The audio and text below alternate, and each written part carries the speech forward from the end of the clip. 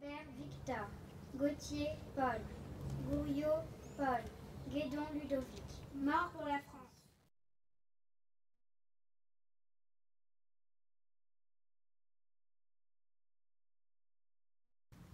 Nous nous souvenons de ce 3 août 1914, de ce tocsin qui retentit dans les villes françaises et alerte la population, de ces millions de Français qui se mobilisent. Même jour, 5 septembre, 2 Louvciennois tombaient au combat, 2 Louvciennois. Quel est notre devoir? C'était d'essayer de transmettre aux jeunes générations et aux enfants en particulier cette mémoire, c'est-à-dire savoir que s'ils sont toujours là, heureux, dans un pays libre, c'est peut-être parce que d'autres ont donné leur sang, leur vie pour eux. Il y a 100 ans, le vainqueur de la Marne s'adressait ainsi à ses troupes. Camarades, le général en chef vous a demandé au nom de la patrie de faire plus que votre devoir. Vous avez répondu au-delà même de ce qui se paraissait possible. Nous avons un devoir de mémoire, évidemment, envers ceux qui ont donné leur sang pour la patrie. Et nous avons voulu, plus particulièrement, nous adresser à tout le monde, toutes les générations, et avec une pluralité de supports. À Maisons-Alfort. Et donc André a 20 ans en 1914 et il part directement sur le front. On a beaucoup fait l'histoire militaire, l'histoire des grandes batailles, l'histoire des stratégies, l'histoire politique. On revient sur une histoire plus sensible, une histoire du son, des musiques, des chants, une histoire des femmes, des enfants dans la Grande Guerre. On revient à plus de quotidien. Ce sont ces chaussures. Ils y font très très attention. Parce que Force Noire, c'est aussi le nom que le général Mangin avait donné à cette force africaine, des bataillons sénégalais, à partir d'un livre qu'il a publié en 1910.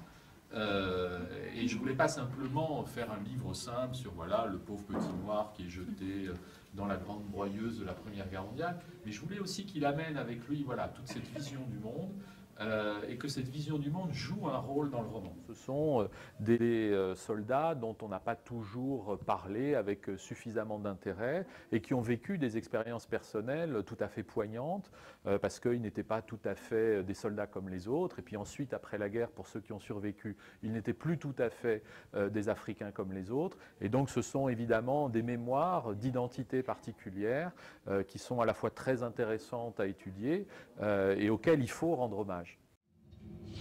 1915. Personne ne sait vraiment, au-delà de la ligne de front, à l'arrière, ce que vit le soldat.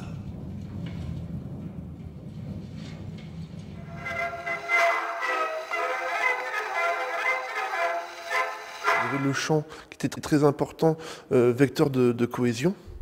Il y avait la musique, la Marseillaise par exemple, qui retentissait dans les tranchées donc pour motiver les troupes.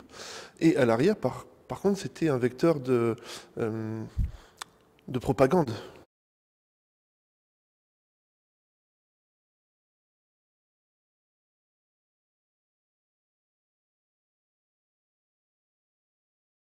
On considère que les personnes qui sont restées à l'arrière, des hommes qui ne sont pas mobilisés, les femmes, même les enfants, eux aussi doivent se mobiliser à leur façon. Ce n'est pas le front de l'avant, c'est le front de l'arrière, ce qu'on a appelé le front domestique.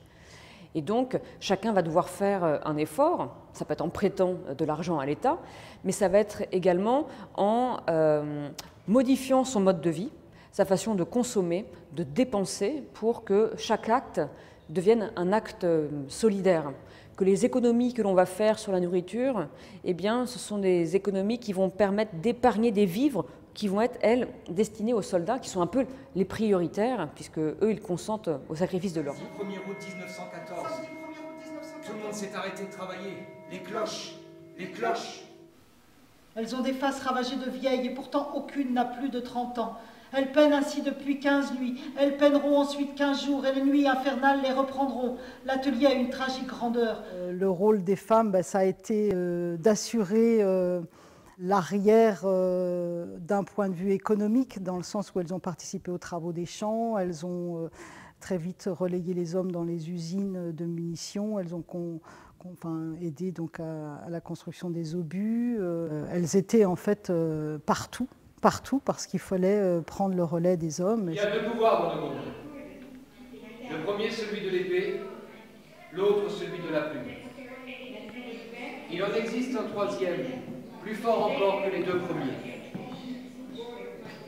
Celui des femmes. La condition féminine a quand même beaucoup avancé pendant cette période-là, même si juste à la fin de la guerre on les a remerciés, mais quand même il y avait un pas qui était fait, on n'a pas pu reculer complètement en arrière. Il y avait, suite à ce mouvement, des associations de femmes qui s'étaient créées, qui étaient vraiment très très puissantes.